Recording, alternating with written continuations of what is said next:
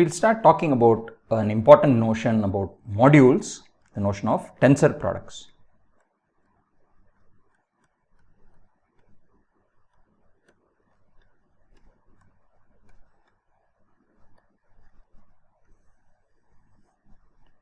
So recall what a module was. So we spoke about this in algebra 1. So you have a ring R. Now an R module or a left R module, if you wish,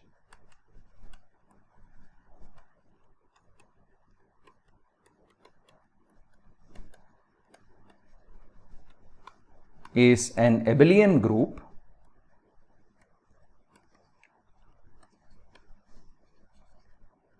M.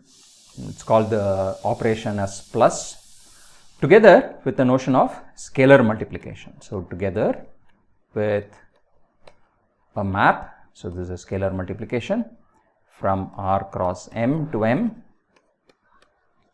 which is, it's denoted R comma M goes to R dot M. So this is scalar multiplication by R, satisfying the following axioms, satisfying a list of axioms. So number 1, the identity, multiplicative identity of the ring. When it scalar multiplies any element, you get back the same element, alpha beta.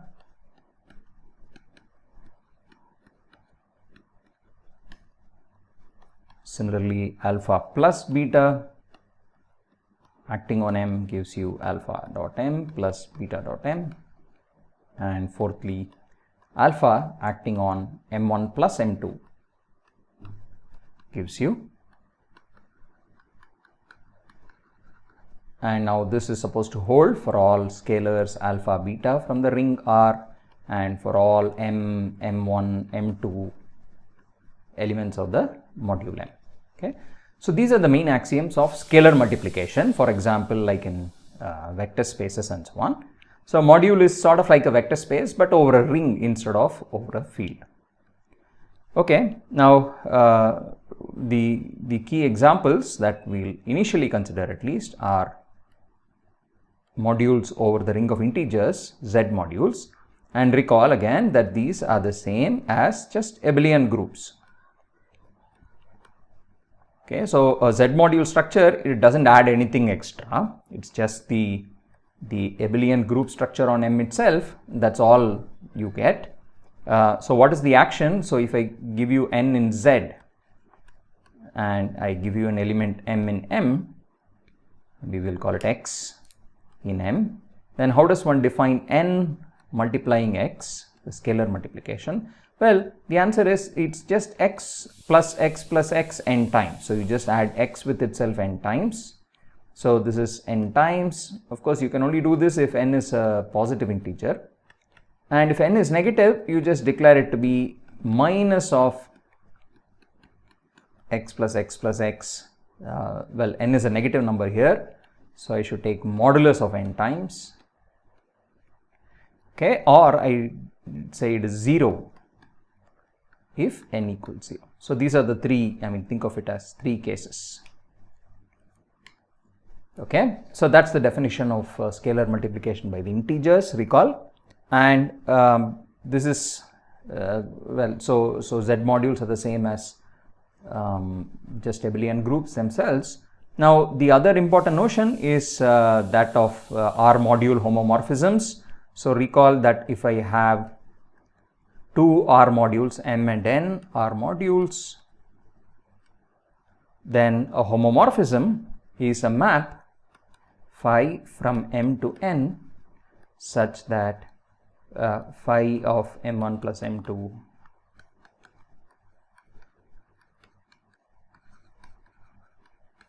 and phi of Rm, so R acting on M is just R acting on phi M for all M, M1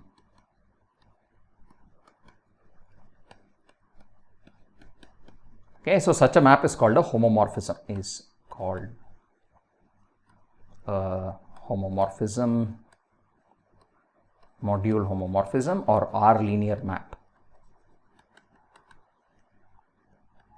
Okay, and the set of all such maps are linear maps we denote by hom r m n. Okay, this is just the set of all phi from m to n such that phi is a homomorphism. Okay, and we have seen earlier in algebra 1 that this is actually an abelian group under pointwise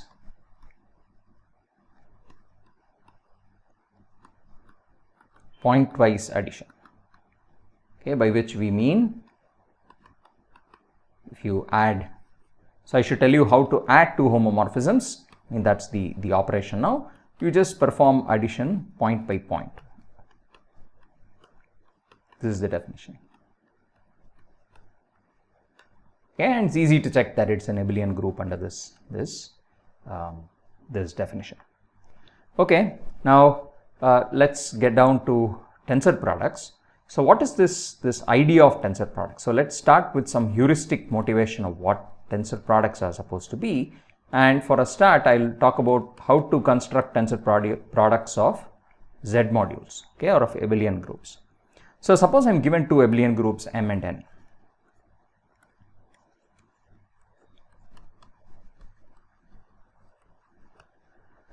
Okay, now what do we need to do? Well, we already know how to, well, given elements of M, we know how to add them together. Given elements of N, we know how to add them together.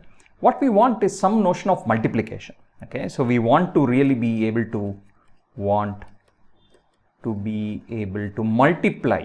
That's where, so I'll put multiply in quotes, multiply elements of M with those of N. Okay, I want to try and construct some notion of multiplication. So observe, for example, that if I take M equals N, then this is sort of how this is where the ring structure comes up. You start with an abelian group structure and then you try to introduce some multiplication in it. Okay, and that's what a ring is really, right? Provided it satisfies the axioms. Okay, so now let me just give you some heuristic motivation.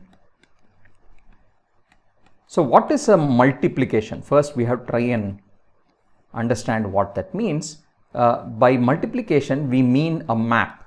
Okay, so by multiplication now of elements of M with those of N, we mean a map. Okay, now what is this map? It takes as input an element of M and element of N, and the output is an element of some other third abelian group, okay, some other Z module P. Okay, so when we say multiplication, this is roughly what we want to do. Okay, so what does this do? So where P is some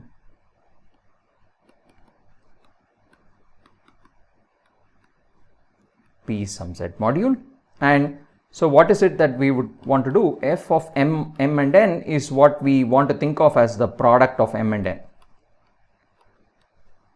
Okay, the product now lives in this space P. Okay, now what do you want? What sorts of axioms would you want this map to satisfy? Well, the natural axioms that you would expect of multiplication, which is that multiplication distributes over addition. That's the key axiom. Okay, so we would want this if you have really constructed a nice candidate multiplication map, then you would want it to satisfy this sort of distributive property, right? So imagine this what it is. It's like M1 plus M2 multiplied with N. You would want the answer to be M1 multiplied with N plus M2 multiplied with N.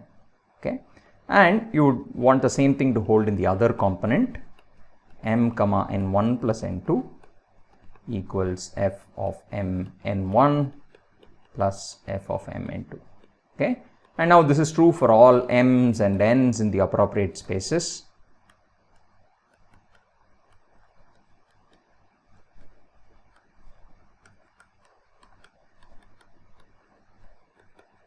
Okay, so this is a notion of a multiplication really.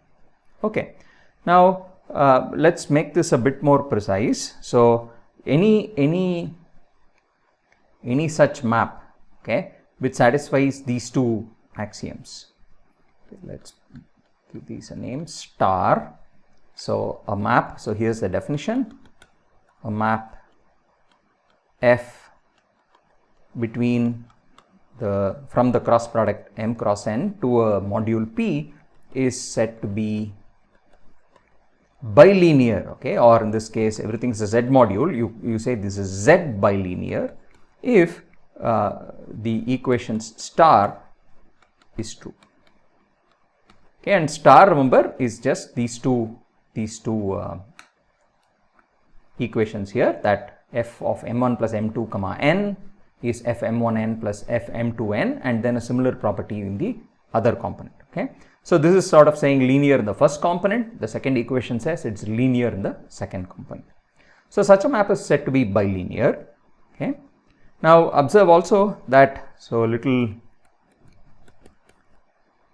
fact to observe, that a bilinear map also satisfies the other, well, an additional property, if you think of it.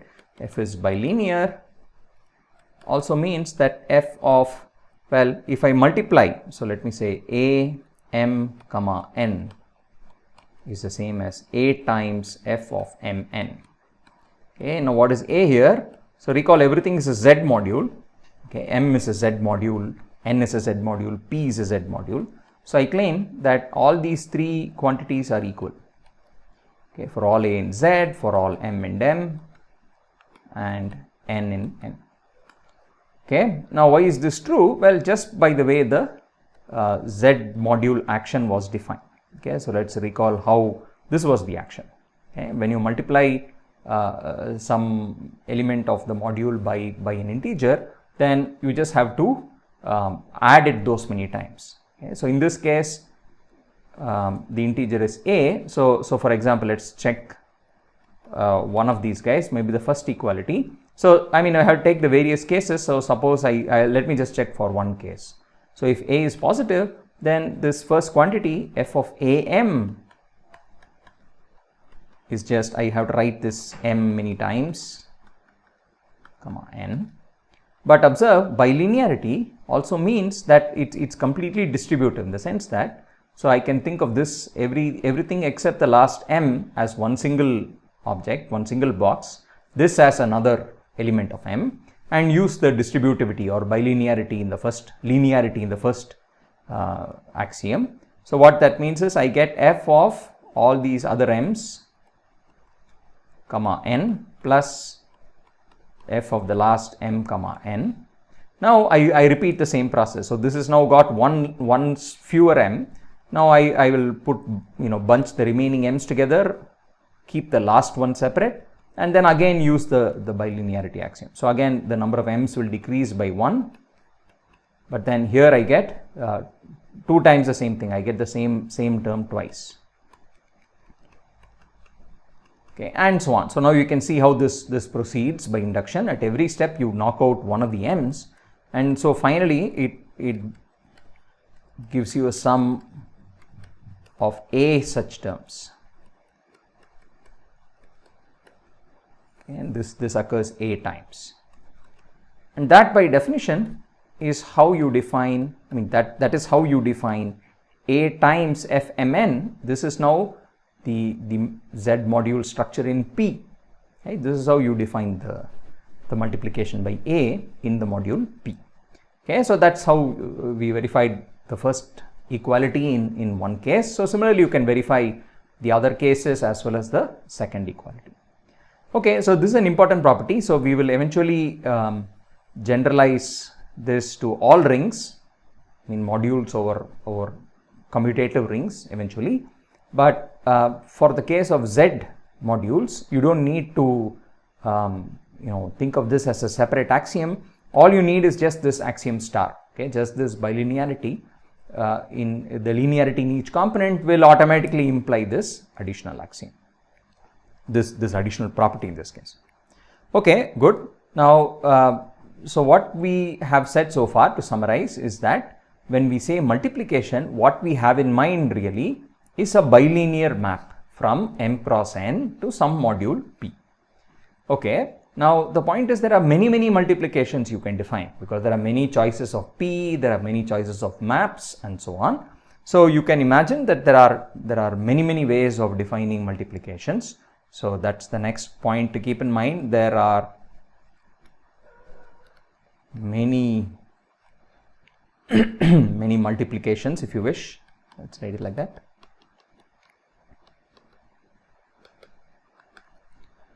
Okay, in fact, here's the multiplication is a bilinear map. In fact, observe that if I have one multiplication, that is, I have one bilinear map from M cross N to some module P, then I can construct from this other multiplications as follows. Okay, what can you do? Let's pick another Z module Q. Okay, so P was a Z module, Q was a Z module, and suppose I have a homomorphism, we call it phi. So let Q also be a Z module, and phi, let phi be a homomorphism. Okay, be R linear. R in this case is just Z. So phi be, so a Z linear map between Z modules is just a group homomorphism. Okay, it's a group homomorphism from P to Q. Now observe, so if suppose this is bilinear and phi is just linear. Okay, so this is just ordinary linear map. Now when you compose these two maps, okay, so when you compose, what do you get? You get a map from M cross N to Q. Okay, so this is a composition phi composition F. Okay, and now here's the important fact that this new map is also bilinear. Okay, and the proof is rather easy if you just compute phi composition F. So what do we need to check? M1 plus M2 comma N is its phi evaluated on F of this, but F is bilinear, so it splits into two. Now phi is linear, okay, which means that phi of A plus B is phi of A plus phi of B. So this is just phi acting on F plus phi F. So this is composition of M to N. Okay, and that's exactly what we had to prove. That's the bilinearity in the first component. Similarly, you had to check linearity in the second. Similarly, check linearity in the second variable. Okay, so sometimes we say first variable and second variable when we mean, the first input and the second input, M and N. Okay, so what does this mean? It means that once you have one bilinear map, you can construct other bilinear maps.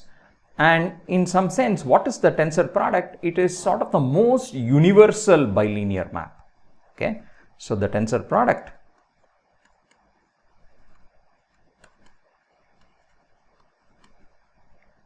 is a universal multiplication, or is a universal product, if you wish.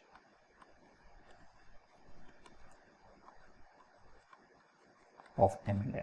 Okay, what does the word universal product mean? The phrase, it's a product from which all other products can be formed via this method. Okay, so somehow the tensor product it's sort of the most atomic sort of product you can form, the most universal one.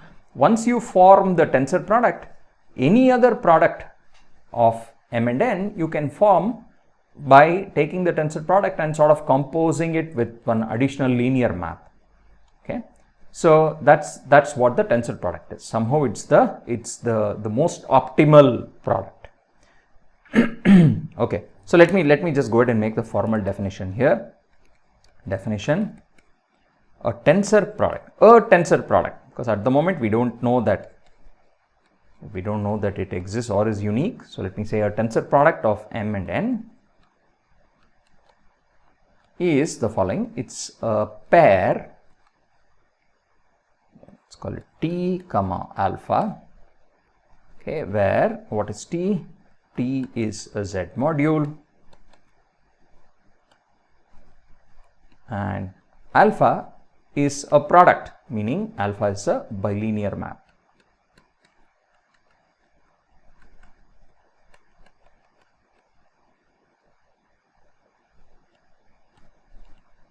okay, with the following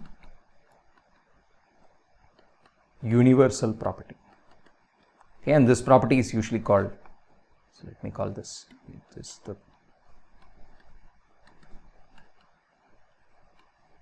the following property, which is usually called the universal property of the tensor product. Okay, so what is the universal property? It says given any other such pair, okay, given any pair PF where what's P as before, it's a Z module and F is bilinear,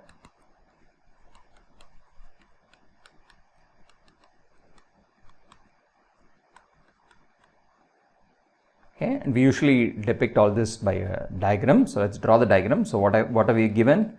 M cross N to T, there is a map alpha, bilinear map. So this, remember, morally we are thinking of it like some sort of product. Now what we are saying is that tensor product is a very special guy, meaning given any other product P and a map F, then what is true, given any such pair, then there exists a unique map. Well, what sort of map? There exists a unique Z linear map. Let's call it F tilde. Now F tilde is a map like this, okay, from T to P, satisfying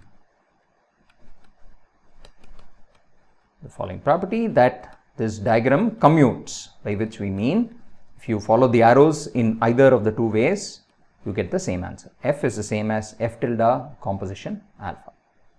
Okay. Now, what does this mean? If you just go back and look at what we said earlier, that if you have one product, then you can get any other product from it by further composing by a linear map. Now, what this is saying is the tensor product, once you have the tensor product, you can get any other product P, F from it as follows. You first do the tensor product map, the map alpha, and then you further compose it by this linear map F tilde. Okay. So the tensor product is somehow the most optimal product. You can get everybody else from the tensor product. Okay. Now, of course, at this point, it's not clear that it exists. Okay. And well, we have to do some work to show that it exists. But one thing that we can certainly do right away is to show that it is unique. Okay. So if it exists, then the tensor product is unique in a very specific way. It's called unique up to a unique isomorphism.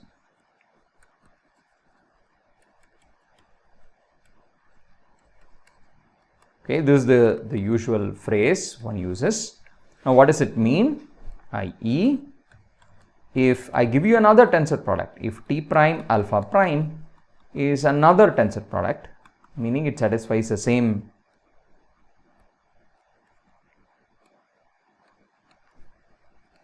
universal property, it's another tensor product of M and N. So, what does that mean? So, I have M cross N to T. They also have another map like this. Then there exists a unique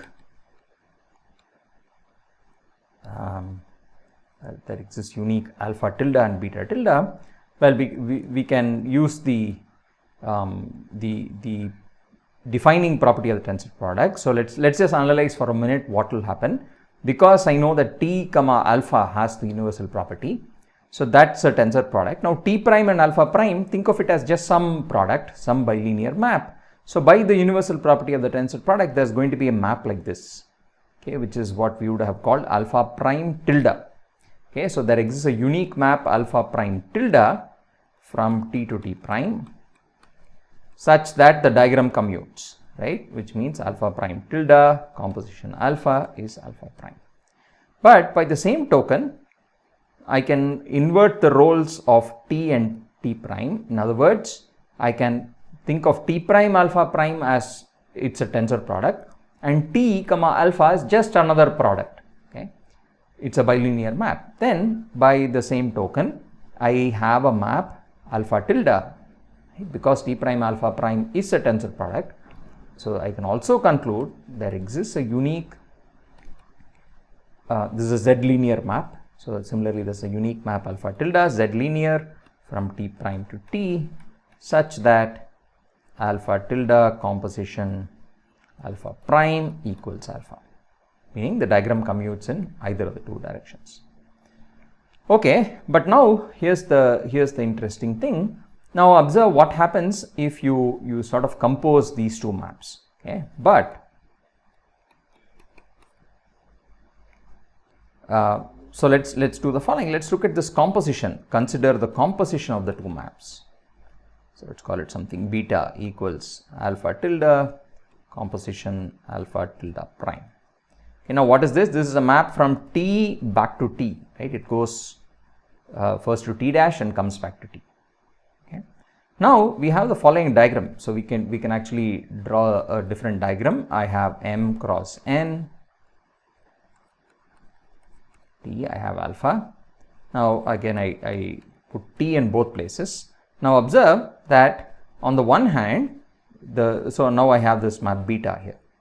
Okay, so I claim that this diagram also commutes, meaning beta composition alpha is equal to alpha.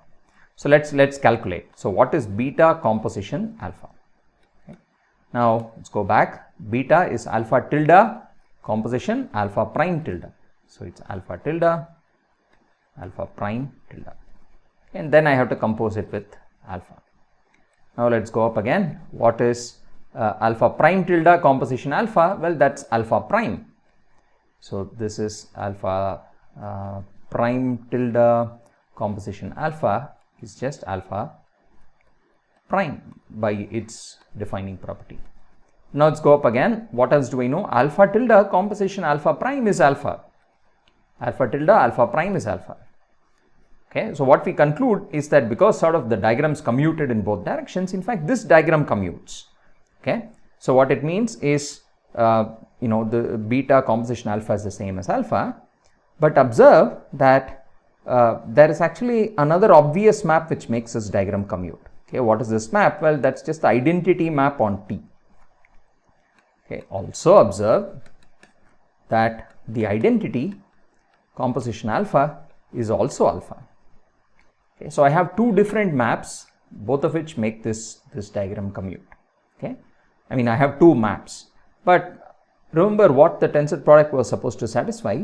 So what is the definition of a tensor product? Given any such pair p comma f, there exists a unique z linear map which makes this diagram commute. Okay, now beta is of course a z linear map because it's a composition of two z linear maps. Now the point is that I now apply the definition of the tensor product to this diagram.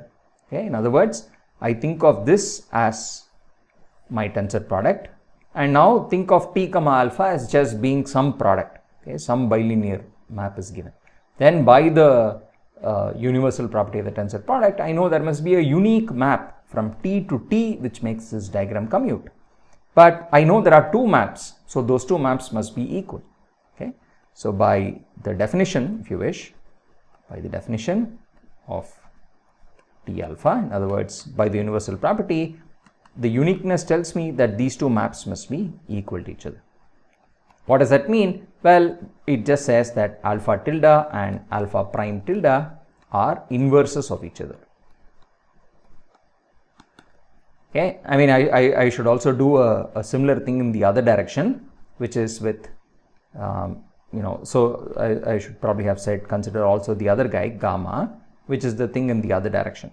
Okay, so which is alpha, first go along alpha tilde and then go along alpha prime tilde. Okay, but and this, but whatever I'm telling you about beta also applies to gamma. Okay, so I should also do that, maybe similarly apply the same logic and conclude that the map gamma is also identity. Okay, now this tells you that if you compose alpha tilde and alpha prime tilde in either order, you get back the identity, so they are actually inverses of each other. So what that means in particular is that these two are isomorphic. They give you isomorphisms between T and T prime. So what is alpha tilde? It was a map from T to T prime is an isomorphism.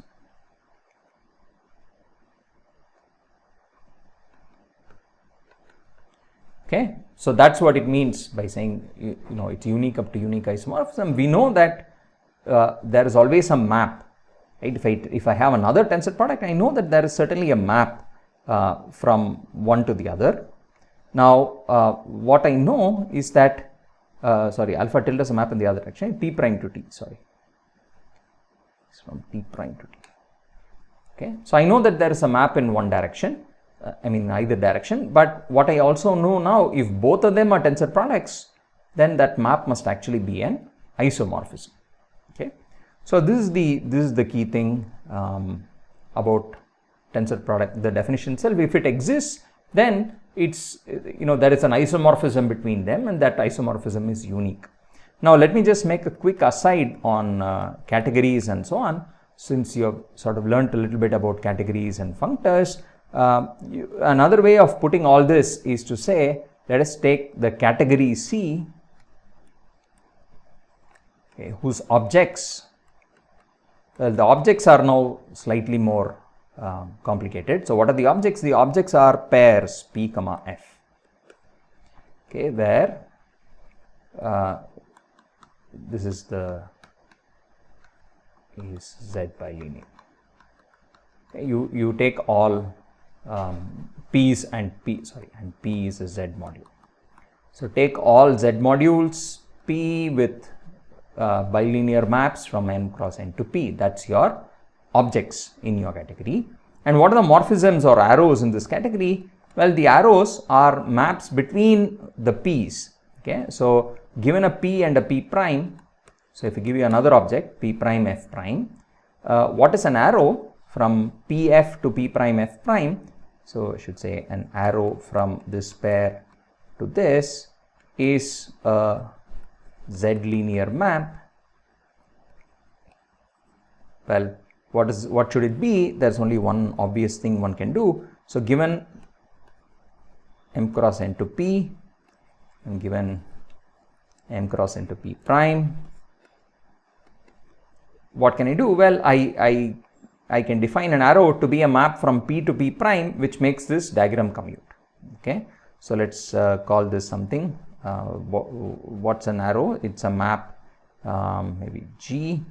It's a Z linear map G from P to P prime, such that G composition F is F prime.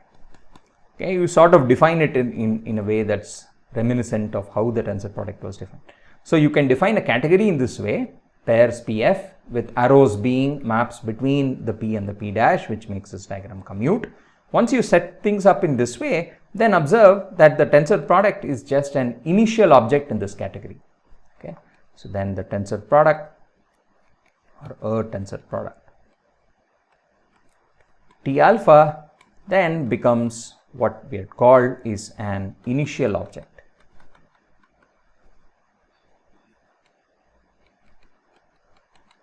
of the category C. Okay, and recall an initial object just meant it's something from which there is a unique arrow to every object in the category. Okay, and that's, if you see, that's just another way of restating the way we define tensor products.